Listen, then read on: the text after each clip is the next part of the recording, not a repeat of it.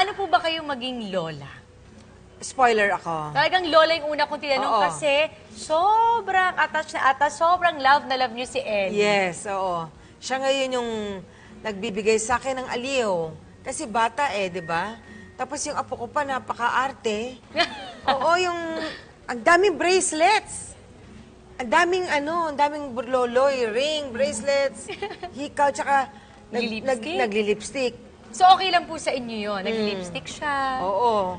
Sa akin lahat okay, walang mali, walang masama. Go, go, ganyan. Ay, ang sarap niyo naman pong maging lola. Nag-spoil talaga. Oo. Si Andy po, kamusta? Si Andy is doing okay. Sumusolo na siya. Kaya rin ako nag-spoil. Kasi, syempre, gusto mo hanapin ka ng apo mo, di ba? Mga almost 4 months na si Andy nakalipat. But si Ellie still stays with me at times. Pero si Andy, hindi ko na nakikita. Nagpagupit nga, isang beses ko lang nakita after 1 month. Inahayaan ko lang. She's young and pinapabayaan ko lang siya. May mga advice po ba kayong binibigay kay Andy? Siyempre, after all na lahat na nangyari sa buhay niya, nandyan siya, matatag siya, at nandyan po kayo sa likod niya. Palagi lang sasabi sa kanya, kaka-birthday niya lang ng 25, I post ako sa IG na, you follow what your heart desires. Andito lang ako to support and guide you. Papayagan niyo ba mag-artista si Ellie just in case na gusto niya mag-artista? Ako ayoko sana kung maari. Bakit? Mahirap to Alam mo yan di ba? Lalo na kapag anak mo, pag maliit. Di ba meron tayong nakakatrabaho mga bata? Maawain ako sa ganun Kung may pag-ibig na dumating si Ellie, talagang pag-ibig Oo agad nga. yun, kung may love life. Ano po kaya yung una yung magiging reaksyon? Sa akin, sabi ko nga sa anak kong lalaki, magbilang ka 9 years old, tatawag si ate sa'yo.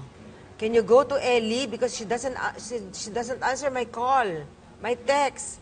Parang si Ellie is that type na, why are you here? Ganyan. Ganun yung personality At 9, din. tingin ko. So, mag-boyfriend siguro yan, 12. Paano po pag kayo na yung magkaka-boyfriend? Parang hindi na ako magkaka-boyfriend. Bakit Ayoko na. naman? Okay naman na sa akin yung ganito, taking care of my children. At saka, ganito yan. Sabi ko sa sarili ko, kung magkakaroon ako ng boyfriend at magiging masaya ako na magkaroon ng tao na tumatapik man lang or kasama ko sa buhay, pero ang kapalit naman nun ay ang kalungkutan ng anak kong lalaki, hindi bali na lang. Wow. Kasi mas priority ko kung paano sila papalakihin ng walang hang-ups. Parang ngayon na lang nalalaman ng tao na syempre napapanood nila kayo, palagi na lang drama, mabibigat na eksena. Dito sa bagong ewan ko sa'yo, nagiging komedyante po kayo dito. Totoong nga. buhay po ba talagang komedyante kayo? Actually, oo. Gusto kong nagjo-joke, nagloloko, nagbibiro. Kahit sa set, ganyan. Magaang mag-comedy, Sa puntong to sa buhay nyo, parang lahat na po yata na-achieve nyo na, naranasan nyo. At yung glow nyo ngayon, talagang parang masasabi mo talagang, ay, sobrang happy na ako. Meron pa bang mahiling ang isang Jacqueline Jose? Yun na nga, as of the moment, okay na po ako muna. Ang akin lang, masustain ko lang yung aking staying power na tinatawag, meaning visible, magkaroon ng work.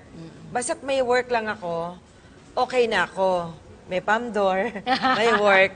So, okay na muna ako sa ganon.